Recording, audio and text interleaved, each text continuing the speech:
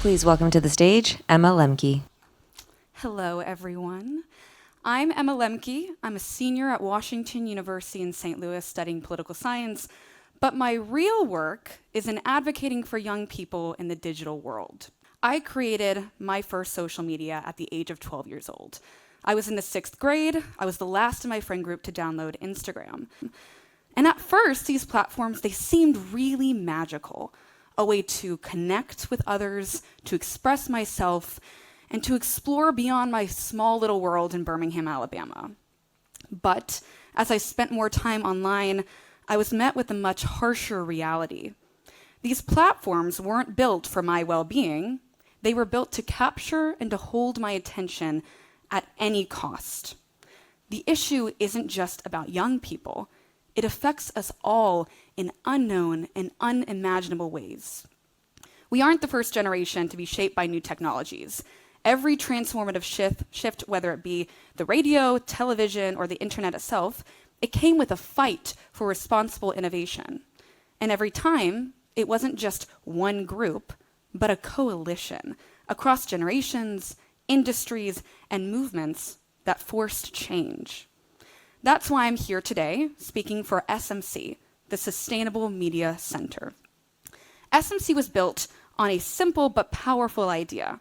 We can't fix this alone. Tech reform isn't just a Gen Z fight or a parental concern or a policy debate. It's all of these things. It's a labor issue, a mental health issue, a democracy issue, a human rights issue. Every sector of society has a stake in building a better future for social media. At SMC, we're bringing these voices together, not just youth activists, but parents, educators, researchers, whistleblowers, policymakers, and even tech insiders who know exactly how these platforms were designed to exploit us. We believe that true reform requires an intergenerational and interdisciplinary movement, one that recognizes the power of young people as changemakers while also learning from those who have fought similar battles before us. The problems we're facing, they're systemic, but history has shown us that systems can change when enough people demand it. At the SustainableMedia.Center, we've identified 5 core problems, the big 5, that define the crisis that we're facing. Number 1, teen mental health. Social media fuels comparison cultures, exacerbating anxiety, depression, self-esteem issues, especially among teens. Second, misinformation and disinformation. False and misleading content spreads rapidly, distorting reality and undermining democracy. Algorithms favor sensationalism over accuracy, making it harder and harder to discern fact from fiction. Third, addiction and decreased attention span. We've been trained, honestly engineered, really, to compulsively check our phones. I bet you at some point in this talk, one of you is going to have a notification, you're even going to check it. And the infinite scroll, autoplay, and constant notifications aren't just conveniences. They're deliberate psychological traps designed to keep us hooked. Next, political and social polarization. We are more connected than ever, but we also are more divided than ever. Social media algorithms favor outrage, pushing users deeper into echo chambers and confirmation bias loops. The result? A more polarized society, where productive dialogue is replaced by hostility and misinformation. The good news? Systems can be changed, but it won't change by itself. It will take collective action, it will take policy, it will take intergenerational movements. We know what the problems are. Now we need to talk about who has the power to fix it. At the SustainableMedia.Center, we work with stakeholders across every part of this ecosystem, because the only way to change this system is together. For years, brands have relied upon platforms like Instagram, TikTok, and Facebook to reach consumers. But now, they feel as though they have a moral dilemma. Despite known mental health risks, most major brands continue investing heavily in social media platforms, prioritizing profit and reach over ethical concerns. Advertising dollars fuel the algorithms that promote harmful content, creating a direct link between brand spending and mental health impacts.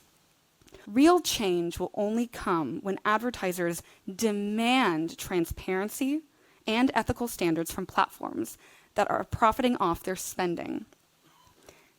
Now, none of these groups can fix this alone. Young people are raising their voice, but they need legislation to back them up. Parents are fighting for their kids, but they need to have better protections. Teachers are trying to educate, but they need platforms to prioritize learning over addiction. Brands and advertisers hold financial power, but they need to take a stand for ethics over engagement. This isn't a fight against social media. It's a fight for a better digital future. The crisis of social media wasn't created overnight, and it won't be solved by a single action or a silver bullet. It requires something bigger, a coalition that spans age, expertise, and industry. That's why our approach is based on 3 core principles. First, youth-led innovation, giving Gen Z the power to co-design safer digital spaces. Second, multi-sector collaboration, bringing together educators, policymakers, researchers, and tech leaders to drive change. And third, sustainable solutions. For too long, young people have been treated as passive users, when in reality, they are the ones who understand the platforms best. That's why we're flipping the script.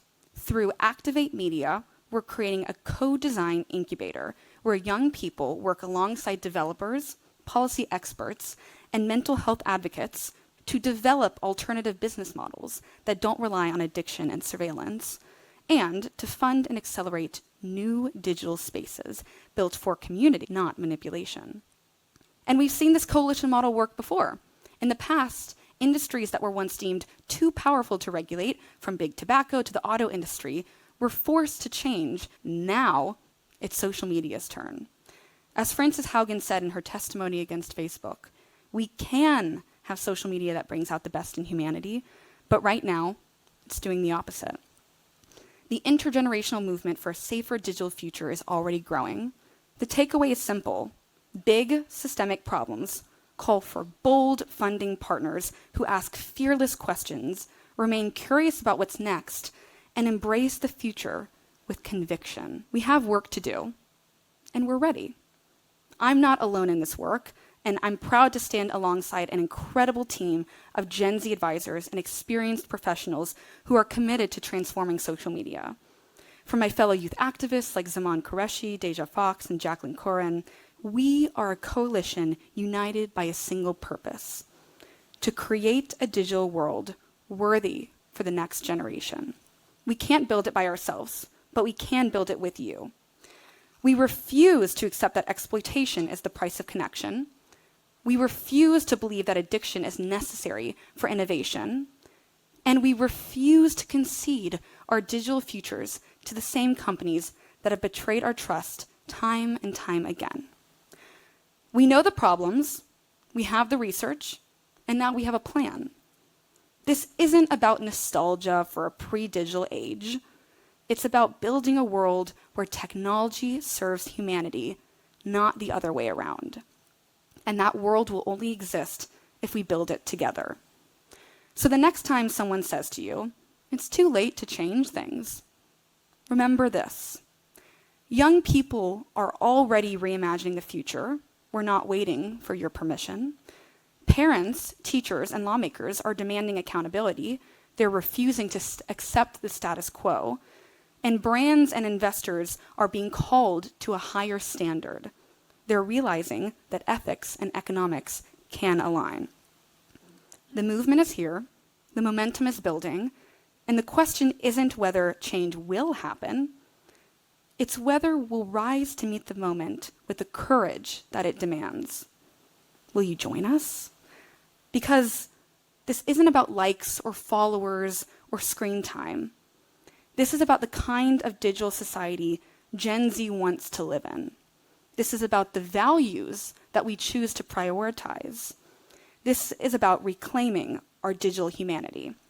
And I believe with every fiber of my being that we can create something better than what we have today. Thank you so much.